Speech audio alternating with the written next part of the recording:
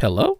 Gatto of Impractical Jokers abruptly announced that he would be stepping away from the hit TV show in late 2021. But what nobody realized was that this might have been an attempt to save the show before some dark secrets came to light. In the years that followed, the controversies would start to pile up to the point where the guys could no longer hide from them, and the wholesome image of four lifelong friends making each other laugh would start to collapse on itself. Unfortunately, whether or not any of these allegations held any weight did not matter, because it had a permanent impact on the show, as ratings have plummeted to an all-time low, and Impractical Jokers has become a shell of what it once was. I'm not gonna lie, I haven't watched this show in a long time. Through a post made to Instagram, Joe revealed that he and his wife, Bessie, had recently separated, and he wanted to focus on co-parenting his two young children during their separation, which seems understandable. Fans respected Joe's decision to move on and appreciated the care he had for his family. His three co-stars released a joint statement of their own, where they expressed their appreciation for Joe and their intentions to continue making episodes without him. But some fans voiced concerns about the show's ability to last without him and felt that a piece of the soul that made the show great would be missing. There were also those who believed that something much darker had happened behind the scenes. Why do you need to tell me that? There is definitely a scandal here. His post is meant to preempt a scandal. He is trying to thoroughly disassociate himself from the Impractical Jokers brand so that when his scandal comes out, it doesn't tank his friends' careers. Now, the speculation and conspiracy theories surrounding Joe's exit were initially met with pushback and skepticism. If he stops working to take the equal custody he's entitled to, she gets much less money. It's that simple. And you had There's to double probably down millions and say of that? dollars at stake. Once the divorce is final, Now I bet he comes back Nigga, on some level. Said But it. then fans became increasingly suspicious when they noticed a Why are handful you imagining of another episodes man of taking a Impractical shower, Jokers butt had booty been naked? removed from True TV's website and HBO Max's streaming service Why you shortly have after Joe's to departure. make All the that banned statement? episodes shared a common theme, Joe being put in what is described as compromising situations. I'm starting to think These that you episodes like men. include Stripped of Dignity, where Joe was required to strip in public for strangers, Bullshatsu, which featured Joe hiding in a massage chair and giving strangers massages, and Sun Fan Lotion, that depicted Joe in a pair of swim trunks asking strangers to rub his body with sunscreen. It's hard to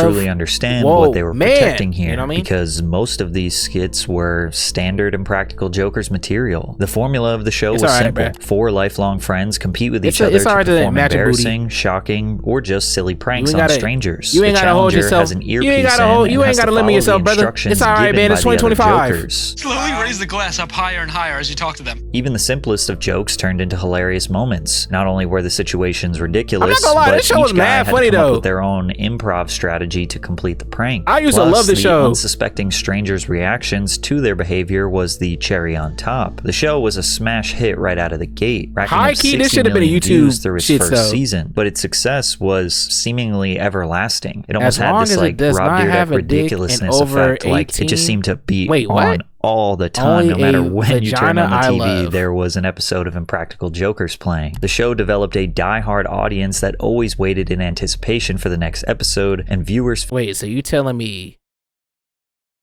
as long as it does not have a dick, what are you referring to as it? So you okay? So as long as it don't got a dick, so you out here fucking horses now? Like, what's going on here?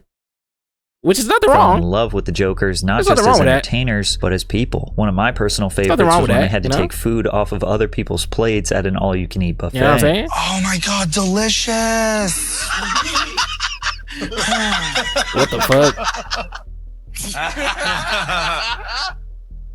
Oh my god, my favorite, y'all. Loved it. Nigga really did this.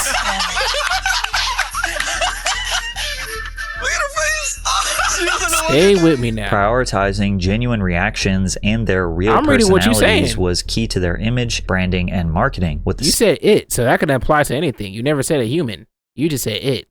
So therefore, I'm assuming as long as it's over 18 and it don't got a dick, you out here fucking snails or an ant. You know? Based off of your statement. I'm reading your statement.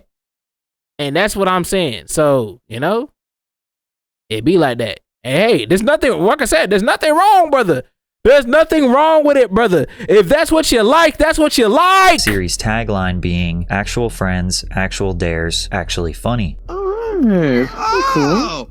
Would I be the kind of guy that... It has to be a human being, of course. no. You didn't specify that. Why? You only said Since it. we're not lying So to that each could other. that could be anything. Humans We're are not not gonna- it. Yeah, I pieced that out too. So you need to specify. Oh He used to have God. more hair. Yeah, you want to? But it's okay, brother. You want to see? We put Murray's old If you headshot. if This is his real you headshot. like Musical human theater sized when he was versions 18.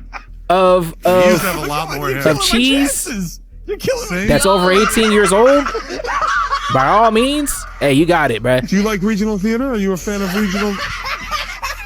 They hold that The nigga. Jokers weren't playing characters. They were four real friends goofing off together. The show felt like hanging out with your buddies in real life and gave their audience a deep sense of familiarity and trust for the Jokers. That also Nah, gave the this show viewers was the feeling actually- that they were genuinely good people. For example, sometimes one of the Jokers would receive a task I that don't know why this show was so funny. Maybe because it was just ahead of its time, but nigga, this shit used to have me rolling. conflicted with their personal ethical code, and they would basically just refuse to do it. Q, pull her aside Like, for a I second. really wanted to do this in Let me real talk to you life. one second over here, please. I produced some erotic VR stuff on the side if you're interested. Okay. But then no. they started, How you doing? then You guys having fun obnoxious tonight? YouTube happened, Say to the girl, are you with him? made me not want Are to you do this with him? anymore. Seriously? All them prank YouTubers literally Wait, stole was the from these machine okay? niggas. You checking the machine? Let's keep it a buck.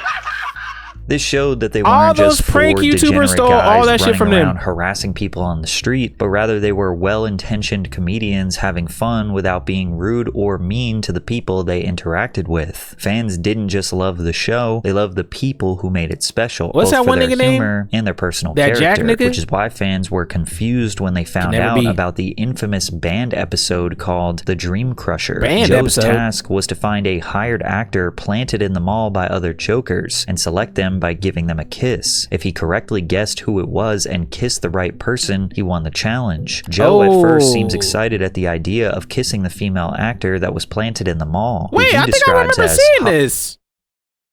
in the early moments of the challenge. However, once his wife arrives, his demeanor completely changes. Joe went from super confident to crumbled down instantly. Truly an epic moment. Now, knowing that he and his wife were getting separated, it's not hard to guess why this episode was removed from streaming services. However, due That to the shit's trust crazy. Joe had built between himself and the audience, the idea that he held any responsibility for he That and his nigga wife's said, as soon real as his life wife came in there, separation was commit completely no off acts. the table for his fans. Joker's fans ran with the idea that Joe is this perfectly innocent man whose wife was potentially cheating on him and divorcing him to take all of his money. And while we can all agree that this is just What? parasocial behavior from diehard fans, it was only the tip of the iceberg. Slowly, more and more potential evidence would be revealed. A post made to the Impractical Joker subreddit all the way from late 2017 That my boy Murr. resurfaced that features two female fans taking a selfie with Murr. In the comments, one of the women claimed to have spoken with Joe using Snapchat's call feature and further What? elaborated. He tried calling me a few times before I noticed and grabbed my roommate Amy to come talk to him. At one point, he joked about us being pretty girls who live together and that we should be in a pillow fight. We laughed and joked about it. Then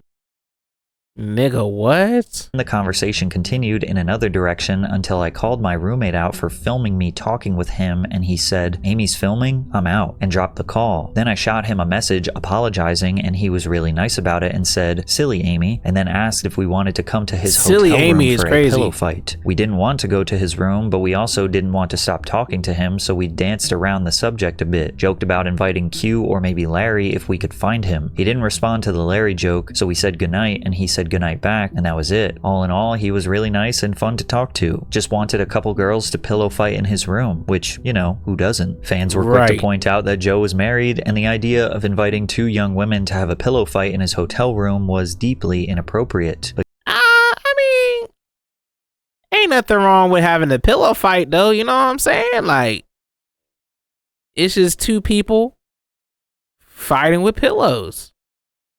Ain't nothing wrong with that. Maybe that nigga wanted to see some violence. Who knows?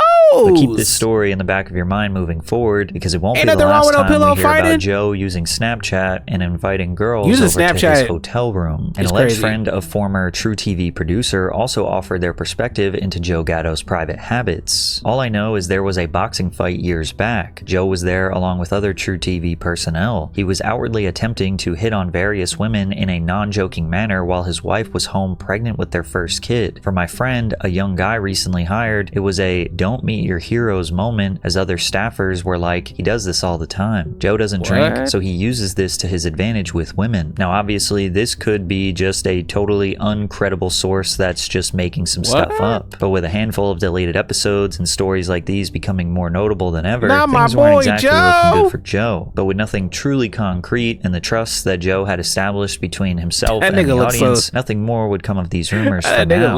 Practical Jokers continued by bringing in guest stars to fill Joe's place. And although the show was mostly the same, something just felt like it was missing, and the ratings proved that. The final episode featuring Joe hit 420,000 viewers. However, the following episode dropped down to 210,000, and the episode after that only hit 170,000. Joe's presence was clearly missed, but diehard fans still enjoyed the show in spite of his absence. On a more positive note, Joe eventually revealed that he and his wife had rekindled their relationship, with a post made to Instagram celebrating their 10-year wedding anniversary. Fans immediately began speculating that meant Joe was due for a return, but unfortunately, that never came, and more allegations would make it very clear that Joe would never be returning to Impractical Jokers. A TikTok user by the name of Josie B, or Hope, made a series of posts on the platform in March of 2025 alleging misconduct by Joe Gatto. After running into him while getting dinner with her family, Joe invited Hope to a stand-up special he was doing that night. She went and enjoyed the performance and even got to meet him backstage. And when she got back home, she began drinking and messaging Joe on Instagram. Joe invited her to meet him at his hotel room. She claims that Joe turned on vanish mode, meaning that she didn't have the proof of any of these messages, but he gave her specific instructions on how to get to his room, and Hope decided to go. God damn it, Joe. His hotel, and it was a little like he was giving me these weird instructions. Like I was like thinking I was gonna be like a stealth like spy mode at this point. I walk in the door, somebody opens the door for me, whatever, and they're like asking me, like, I forget what they asked me. I don't know. I was drunk. I don't know, but somebody led me to the elevator, and somebody was on the elevator with me and pressed the button. Hope was giving a ton of detail and slowly mapping out the timeline, but when it came to actually say what happened in the hotel room, she did not want to share any of the details. Some stuff happened. I don't want to go into the details about everything, but I'm not going to show the picture that I posted on my account before of moi, but it just like the things he said, and like he was bragging like about things, and it was just, I don't want any girl to feel like that and to have don't meet your stars. So you went to a guy's hotel room at 2 a.m. for what? To play checkers? I'm not victim blaming, but whenever you agree to meet a man at a hotel, it's never just for friendship. In case someone underage is reading this comment, do not go. There has to be some accountability here, girl. You kept messaging him, you went to his hotel, you put yourself in danger. The more severe claims were met with skepticism. She did claim in a separate post that Joe had SA'd her, showing off a large bruise on her backside that he supposedly had made with his teeth. Hope had revealed in an older TikTok that she had anemia, showing off her numerous bruises as a side effect of the illness. This could explain the bruise on her backside. Even if this encounter did happen, it doesn't inherently mean that Joe maliciously tried to harm her. Viewers also pointed out the unserious tone that she has throughout the video. He do got some cheese graters on him though, and getting easily distracted by her hair or the sky in the background. So after this, he turns on vanish mode. Also, the sky looks kind of pretty. He turns on vanish mode.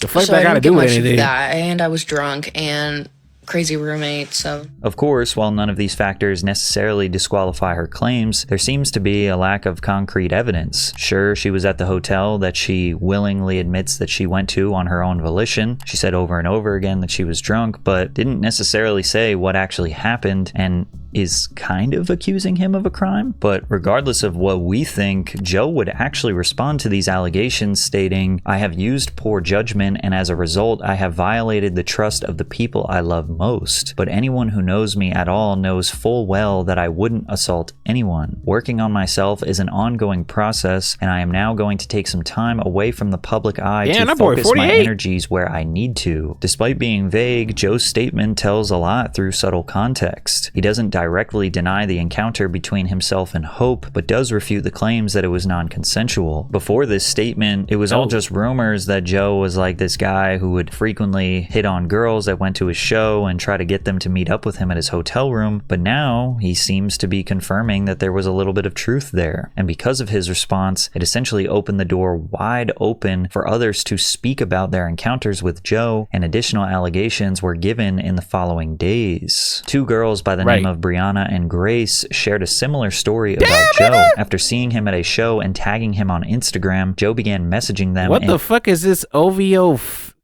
Is this OVO face? This nigga too old to be having a Drake face collab. What? Is this real?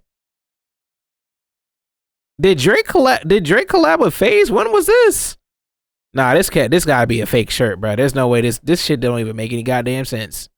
In direct messages. They went to a second show where they met him backstage for a few minutes. FaZe Fans Drake. were amazed that they were able to get access to their favorite comedian. They continued chatting with him in DMs and asked if he could give them free tickets to a third show, to which he said yes. When they arrived to the third show, they got to spend more time with him backstage, and they claimed this is where Joe started behaving inappropriately. So then he told us to take a seat with him on the couch, so we did. And he was staring at our stomachs, and he was wondering if we had an innie or an outie belly button.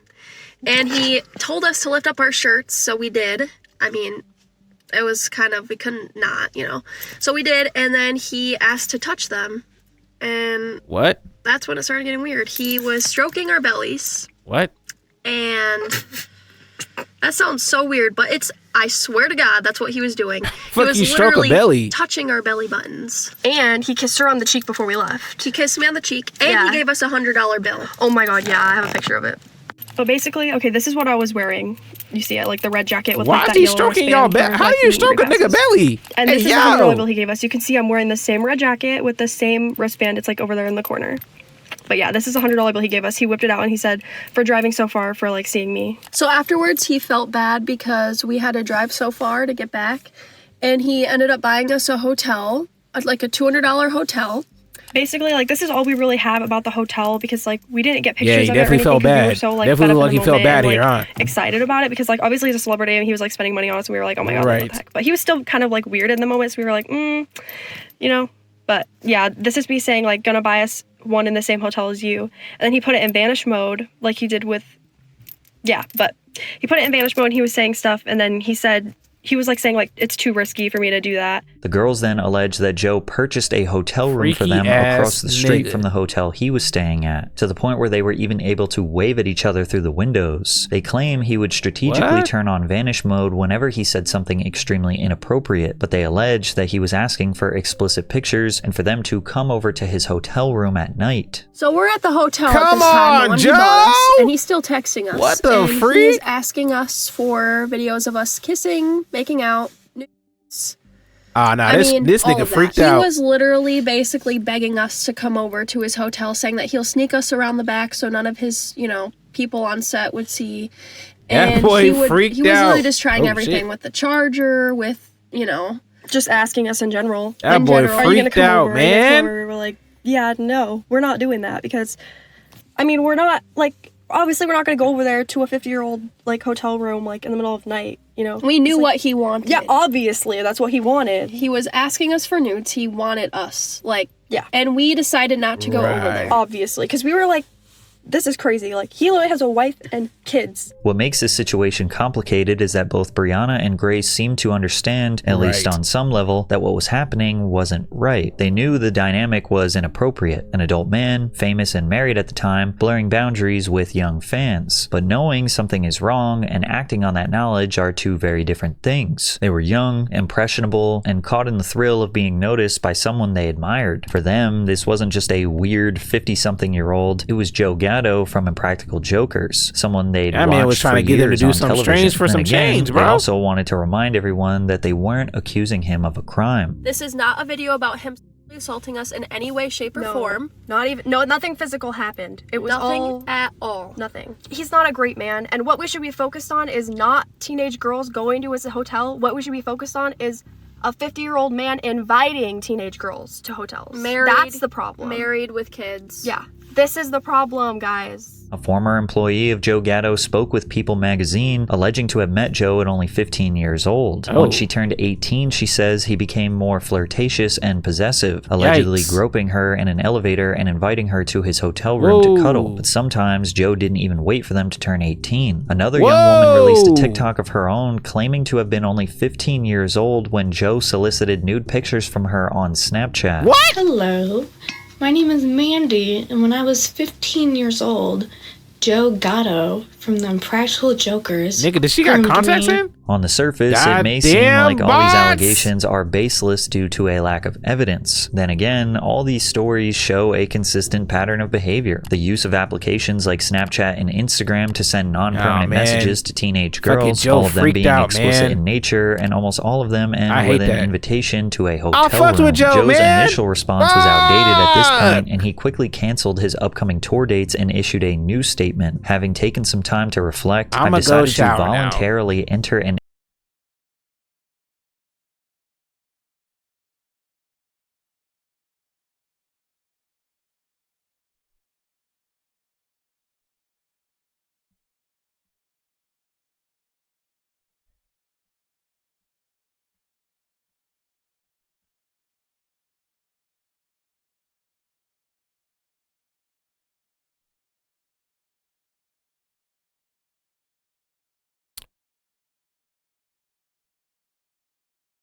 Are you done?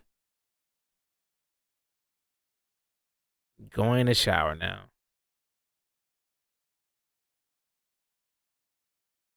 I just want to ask, what is the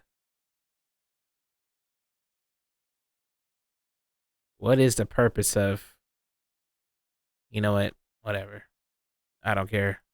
An inpatient program to continue working on myself. I just want to thank my friends, fans, and especially my family for all of their support. Never more so than over the last few days. Even if you think all of these allegations from these girls are complete lies, I mean, there has to be some truth to them considering Joe's responses. Plus, the impact of them on the show was very real. Joe had now been missing from the show for years, and the ratings had continued to plummet. Now that his absence was associated with these shameful allegations, it raised questions about the entire show, and specifically the other cast members. The other three guys had remained dead silent throughout this entire ordeal, and to this day haven't said a word about the situation. You would think lifelong best friends would be extremely quick to defend their buddy, but they didn't. And now people think they might have some skeletons in their closet that they didn't want revealed. I ain't gonna lie, because I don't want to judge a book by its cover, but I ain't gonna lie, both Q and Murr, I thought they would be on some type of shit like that. No cap.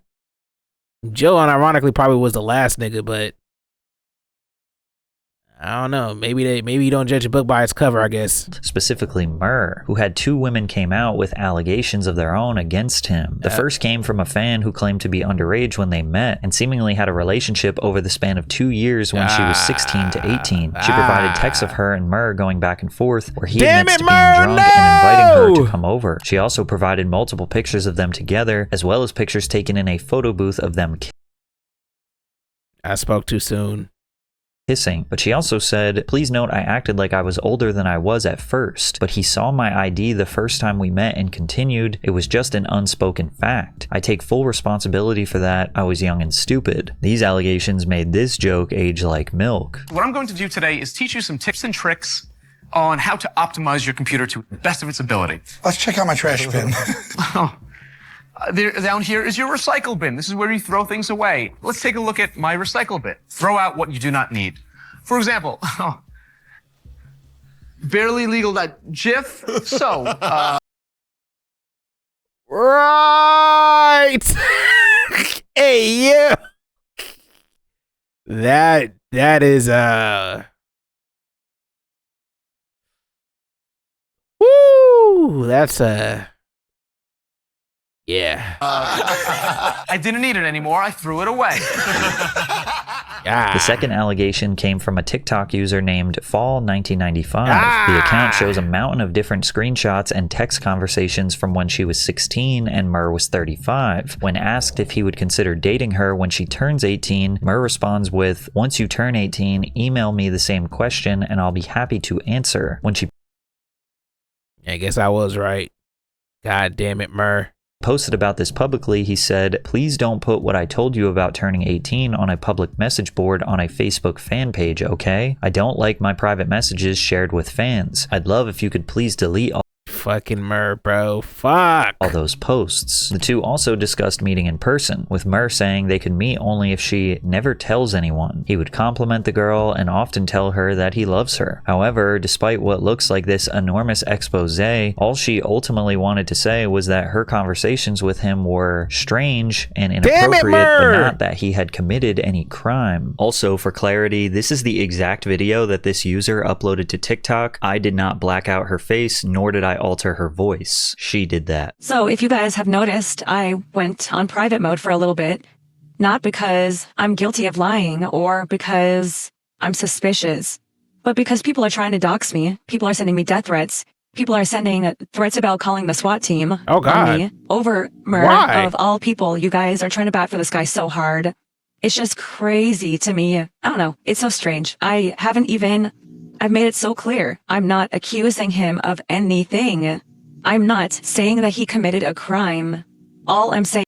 Bro, doxing somebody for saying, like, bruh, y'all niggas got too much time on y'all hand, man. For me personally, I think I it's hate when just niggas do that shit, bro. That shit lame as hell. Conversations that a 35-year-old engaged in. You can literally be doing anything, but why are you doxing a nigga, blurred bro? their face, name, That's and lame made as fuck. anonymous accounts. So the idea that they were doing it for What do you clout gain or out of attention that? holds little weight. Then again, without essentially a real person to attach it to, it's hard to fully verify their stories. Hiding identities could be a sign that they're genuinely afraid of backlash or disbelief, which often happens in cases involving she got every public right to hide her figures. identity. On the What other the hand, fuck? the lack of a face, name, or verifiable details makes it difficult for anyone to properly investigate or hold the accused accountable. Unlike Joe, Murr refused to respond to these allegations altogether, and most of the time, the best course of action is to not respond in the face of online backlash.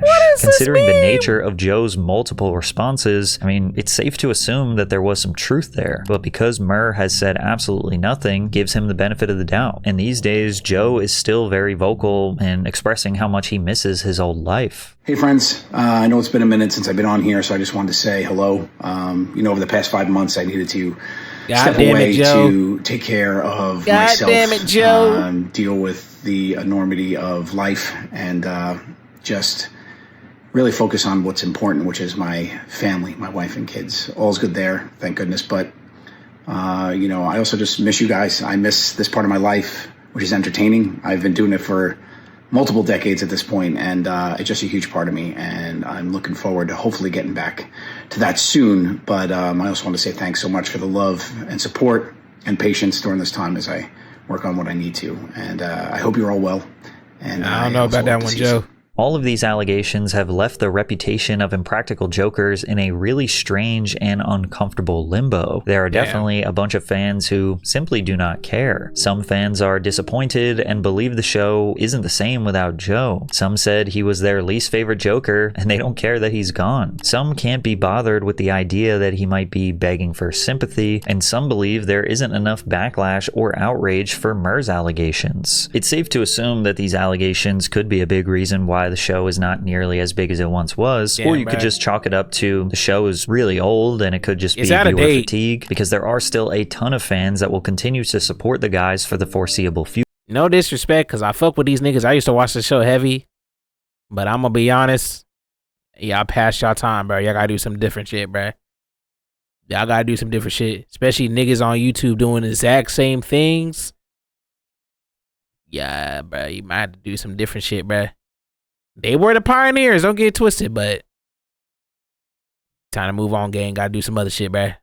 future, seeing their silence as a satisfactory response to ignore whatever actually happened. But it's undeniable that the magic of what made Impractical Jokers special is gone. The trust for many is now broken, leaving former fans to look back and question if any of it was real at all. Damn. That's tough. That's tough. Damn. I really fuck with that shit too. I didn't know Joe was on some weird timing like that. Fuck!